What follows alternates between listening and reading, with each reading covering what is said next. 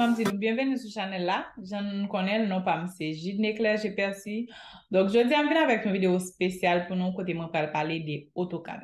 Moi j'ai un peu d'étudiants qui tout le temps écrit pour dire ça me pense si m'ta apprendre AutoCAD, yo besoin qu'on AutoCAD, y a utiliser ça au bas l'école là Pacifique. J'ai décidé aujourd'hui pour me faire vidéo ça côté moi pas apprendre AutoCAD comme ça nous ka gagner en créole et nous ka contacter pour nous parler si nous avons une question. M'a dit un gros coup de merci à nous tous nous chaque qui tout le temps partager vidéo mieux qui abonné à la chaîne là.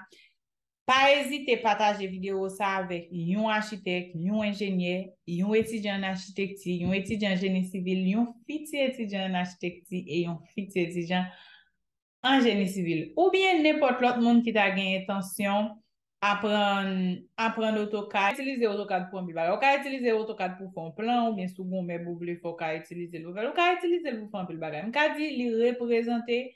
C'est un programme qui permet de représenter un objet avec ligne. Ligne ça est en deux dimensions ou bien en trois dimensions. Moi j'ai fait une vidéo dernièrement avec un collègue moi qui t'a parlé des perspectives donc nous avons checker pour nous connaître plus de 3D mais dans la vidéo ça nous va focus sur 2D AutoCAD. Pour commencer, pour utiliser AutoCAD, vous avez besoin de télécharger le programme. Vous pouvez télécharger le programme sur un website qui est Autodesk. Je vais mettre le lien dans la description. Comme ça, vous pouvez créer un account avec aussi ou son étudiant ou bien son professeur pour télécharger le programme gratis. Après ça, vous avez besoin de souris. C'est difficile en pile pour utiliser AutoCAD avec souris laptop ou qu'à utiliser AutoCAD sur laptop ou bien qu'à utiliser sur un desktop. Mais souris est vraiment important parce que vous avez besoin d'un bouton ça pour qu'à zoom, pour qu'à râler, pour qu'à pousser et en plus de ça tout vous avez besoin et ensuite vous avez besoin clic gauche, clic droit parce que ça est vraiment important. Pour avoir ça on souris pour aller doit aller rapide dans les ou même moi faire plan. Donc ça me va le faire, me va partager avec nous et coordinateur non ça va dépendre. Gain AutoCAD pour différents software. Ou ka utiliser pour différents systèmes. Ou ka utiliser pour Apple, pour Mac ou bien on ka utiliser pour Windows. Donc moi ça m'a utiliser là c'est un Mac, mais m'a regarder moi qui j'aime ka faire pour me balancer pour m'apprendre pour Windows parce que Windows plus pratique. OK. Donc j'aime te dire non, je partager avec nous écran et puis pour nous commencer. Donc nous ouvrons AutoCAD là la kounya moi gagne AutoCAD 2022, ça va dépend de qui ça va utiliser. Si c'est Mac ou bien si c'est Windows, interface là est différent. Donc, je nous cap regarder là, n'importe côté qui marque fichier, edit. Li vraiment important. Bon, d'après, ça c'est opinion personnellement. Soit prendre programme non qui te en anglais le plus bon parce que anglais on connaît son langue commerciale. Donc là, n'a pas différents icônes. Tout ces icônes ça yo, c'est des séries d'icônes ou pour l'utiliser au jour le jour à faire plan. Ça sont plus pratiques moi-même que m'utiliser mais moi utiliser commande qui c'est des séries de shortcuts. Donc moi pas utiliser icône nan. Tant pour m'ta le faire, tant pour mal cliquer sur une icône pour me faire un bagage quelconque, moi juste utiliser un shortcut. Lò pa sur AutoCAD là, ou après interface à quadriller ou ka aller en bas à droite pour retirer quadrillage. Et puis, premier commande nous pral apprendre c'est texte. Pour écrire texte là, ou ka taper T, automatiquement taper T ou après le monter là, ou ka faire enter, ou bien ou gen taper TEXT. Comme ça, cliquez sur lui. Qu'on y a ou mettez qui largeur ou vle texte là. Tant que là, ou mettez hauteur texte là, ou cliquez. Comme ça, ou ka écrit on dit texte. Ça, c'est comment texte. Donc, ça, c'est le premier comment on a utilisé. Donc, là, on mettez texte là, ou va pour écrire titre, plan, ou pour mettre numéro, ou pour mettre détail dans le plan à l'avenir. Donc, ça, c'est une commande qui est vraiment important parce que vous pour écrire pour une pile spécification dans le plan. Donc, yon lot commande qui gagne, c'est mtext. Donc, yon lot commande qui gagne, c'est typotext. Ou cliquer. Tout vle retirer corps là-dedans, ou elle OK, texte moi aller dans ce sens ça parce que c'est direction ça me te bal. Mais par contre, nous va taper, nous va mettre T, enter,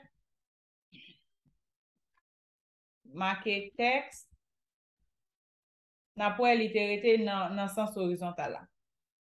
Donc, pour avancer, ou zoom in and out avec souris, qui me dit qui est vraiment important, car aller sous, car voler. Donc, on la commande qui est important, c'est multiple text, ou ka cliquer MT, qu'on y a li a baoul. Ça, li maintenant, li permet ou écrit, quand on a écrit yon en bas l'autre. Tant qu'on dit, par exemple, m'a écrit floor plan, et puis après ça, m'a marqué échelle. Ou bien, on a marqué, bon, on dit, n'a mette plan aménagement, plan cotation, pour écoute, plan cotation, et puis en bas, on marqué échelle. Ouais, li bon option pour marquer texte là, yon en bas l'autre. Li tout vini yon en bas l'autre. Par contre, si m'te cliquer texte seulement, li tab juste bon yon seul ligne pour marquer texte là.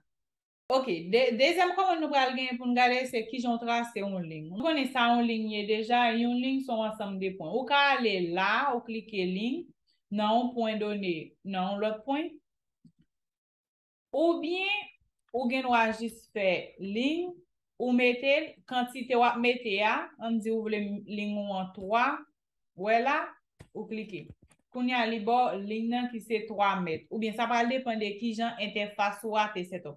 Tout ça on a bien pour nous apprendre. Puis devant qui genre pour nous changer imiter mezi nou gen nan interface nou. Gen pil bagay pou apren nan AutoCAD. Men yon fwa ke ou fin apren yo fin konen, wap jist fokus sou so bezwen yo.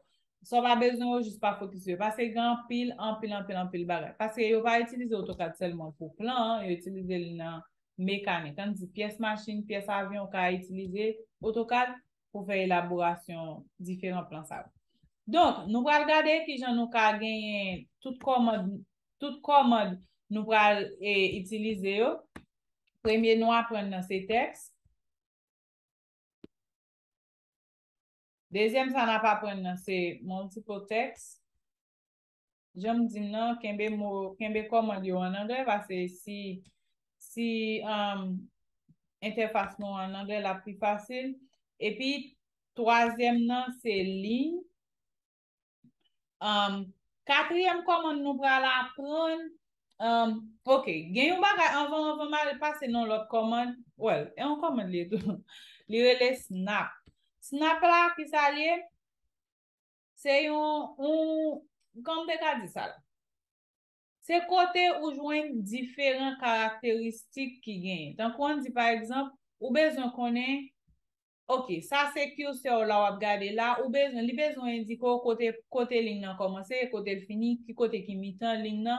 Donc si snap ou pas activé dans interface ou li ka difficile pour même nan pour joindre ça. Donc si n'a regarder là, de snap là et là comme ça nous même pour nous ka activer. OK, si n'a utilisé une interface Windows, n'a joindre un petit flèche on a côté snap la marqué amène capable nan, c'est symbole ça lié. Bon, symbole là li pour nous toutes mais sauf que interface fait différent. Là cliquer sur lui ou fait clic droit sur lui, qu'on y a là-bas tout ça qui supposé activer qui c'est endpoint, midpoint, center, intersection, insertion, perpendicular, gen différentes qualités bagay. Donc, ça yo même nan ou ka déterminer qui ça là dans yo ou vle qui sélectionner ou pas. Donc, ou après là, côté point nan fini, li pas sélectionné, m'gen ou cliquer là pour lui même pour venir sélectionner. Ouais, il sélectionner là. Donc, nous pral aller avec li pam nan yo tout objet snap moi yo sélectionné. Donc on dit par exemple la snap trace en ligne n'a pas la facile ban moi mi-temps c'est petit triangle donc li ka bon mi-temps pour me faire. Donc yon l'autre option yon l'autre commande moi pral apprendre après snap là c'est auto mode.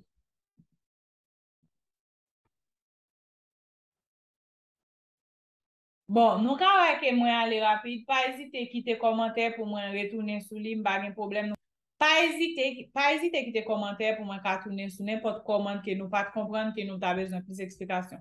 Auto mode la ki sa l permet. Li permet ling wan paret doat. Tan kon di nou gon ling la, si auto mode mwen pa aktive, wè ki jan ling mwen yo soti, pa gen oken indikasyon, li pa bon oken direksyon pou mwen fè ling mwen yo doat. Men par kont, si mwen ale la, mwen aktive auto mode la, nan pou li bay sin perpendikule la, nou ka pran, wè lè l'aktive la en bleu, donc kounya la, nou konen nou fè ling, ki se L enter, ou bien nou gen wale la, nou fè L enter, kounya li ban mwen ling nan, parfait. Jodi an ap gade ki jan nou ka trase. Yon kare, jam te dil sa se diferent komand ke mwen wè avèk nou jodi an, donc nou val gade ki jan nou ka trase yon kare. Denye komand nan apren nan pou nou ka trase kare a, se li rele offset. Pou jen offset la, ou klike O, ou el monte la, ou fe enter, ou bien, ou gen wafè, ou ekri net, offset. An gade ki jen nou ka fe kare avèk mezi, nan bien ling. 30, nou fe ling. 30. Ouais, j'aime tap din tale a les snap la aktive, yon nan bagay li fe se ke ouè poyen li pren exactement nan poyen. Donc sa pral permet a l'avni lò bezwen rempli kare ou la pou l'pa jis gaye nan tout interface la. Donc nou gen la, nou pral itilize, bon, pou n'trase nou itilize command ling, ki se L enter, et puis kounya la, nou a fait offset. Offset la, j'aime te di lou ka pezi O enter, ou bien ou gen wè ekri offset la net. A ki important lò a fèl, se mette mezi a. Donc ka fè offset enter 30 enter. Pas kote gen tan konen ka o la, se 30 kote a te. Donc kounya lò fèl kon sa. Kounya ou vin gen ka o la. An retrasel, nou fè ling 30 enter. On lot ling toujou, ouais. Endpoint. Endpoint lan pa bliye jam te di nan, li te nan snap object yo. Donc, nou gen endpoint lan nou fe 30 toujou. Kounya nou gen de kote karya, kounya nou va l'utilize command offset pou nou ka fe karya. Donc, nou fe offset 30 enter. Voilà. Donc, nou gen kare nou an la, mais gen diferent moyen sou te gen ling nan, ou te gen diferent lot fason te ka fel, ki se ou te gen wajis trase tout ling nan yo, koto fe ling, 30, enter, ling, 30, enter, ou fon lot ling, 30, enter, ou fe ling, 30, enter. Ou bientou, ou te gen wap fè yon nan komande yo kire le mirror. Bon, sa yo nou pral gen pou nou wè yo pi devan. Donk, jodi am te deside wè avèk nou 6 komande sa yo ki te fè nou abouti a trase yon kare.